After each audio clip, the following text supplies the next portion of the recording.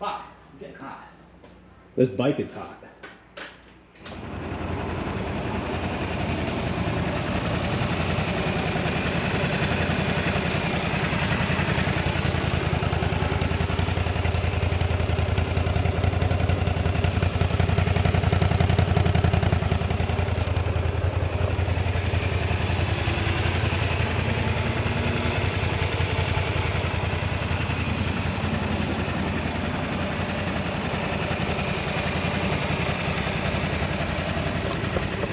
So, I'm gonna look like an absolute dweeb for 20 seconds, maybe all the time. I felt it was only fitting to wear my pit vipers for such an occurrence of getting the opportunity to ride a truly iconic bike from the 80s, in my opinion. In the era of high horsepower, and who had the most powerful and fastest bike known to man in the 80s, when you think about the Gixxer 1000, the FZR 1000, Kawasaki had the GPZ. You know, you had a whole realm of high horsepower leader bikes. And it came down to, there was also an era of bikes that 1000cc wasn't the objective, but the cool factor was still just as high, if not greater. Well, this is one of those bikes. Now, this is probably one of the cleanest 89 VTRs I've ever seen. And I've never ridden another one. In fact, I probably have never actually seen another one. But to think how old this bike is, and yet it's looks like it just rolled off the showroom. So if you're wondering what this is a 1989 Honda VTR 250.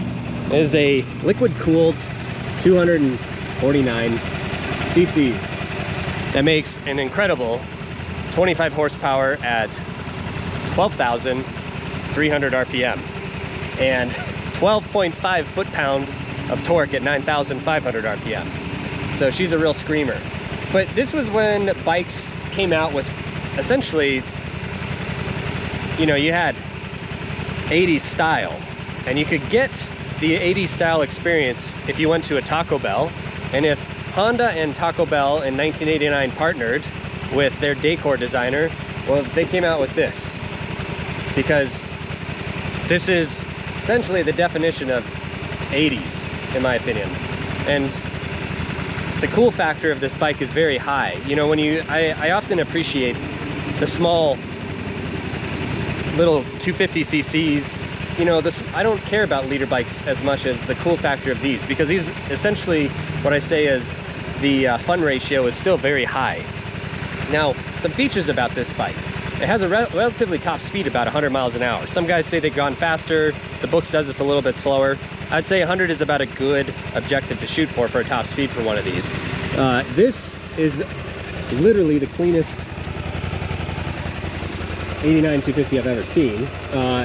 Also, it only has 1,580 miles. I mean, literally 1,500 miles on the clock. Water temp, neutral light, oil pressure, high beams with 115 on the speedometer, and it has a red line of 13,500. I mean, this is turn signals, highs, lows, horn, standard ignition. Fuel capacity is about just under 2.5 gallons. Some hilarious attributes about this bike, like such as inboard disc. I don't even know what that means. Like, I guess they just want to put disc brake system that's inside, but still, that's where the 80s kind of come in. Here's the radiator, water cooled, chain driven, fuel on off. So I mean, the cool factor of this is just right there. It doesn't get any more 80s. You know, I'm a sucker for like a Ninja 250. Unfortunately, today's era, everybody has the loudest exhaust that they can put on a Ninja 250, and they're frankly kind of obnoxious. But for one of these, you know, if you're just cruising around, this in 1989, if you were getting into motorcycling or you're a veteran rider, was actually a pretty dang cool bike. And it looks amazing. I mean, this is something you'd stick in the showroom. So let's go for a drive, or I should say a ride, on a 1989 Honda VTR 250 and see what it's all about. See how the handling is, how the brakes are, and its performance.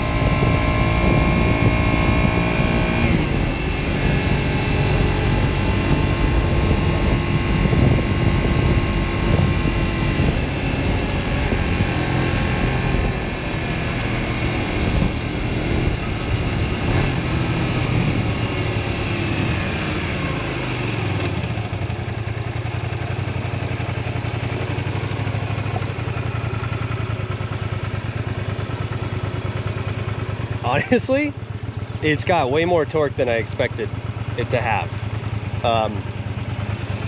It really pulls right around the 6 to 7, and then it really opens up right around here. I mean, it sounds so good. It is almost like a baby VFR. I guess if you've ever ridden a Honda VFR 800, this is like definitely a baby VFR. Its handling is identical to like a Ninja 250. Super nimble, super light. The brakes are so-so, but it also could be just old pads and rotors.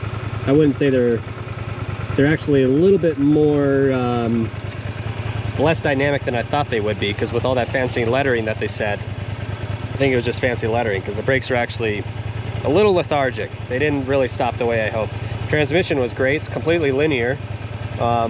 Really good for city riding. Around the city, would I do like a cross-country road trip on one of these? Probably not. You know, you probably figure you're going to be at 10,000 RPM at 75 RPM. So, I mean, at 75 miles an hour. So you're going to be, it's not really a road trip bike per se, but I tell you what, you get a couple of these in the canyon with some friends, this would be absolutely a riot to ride.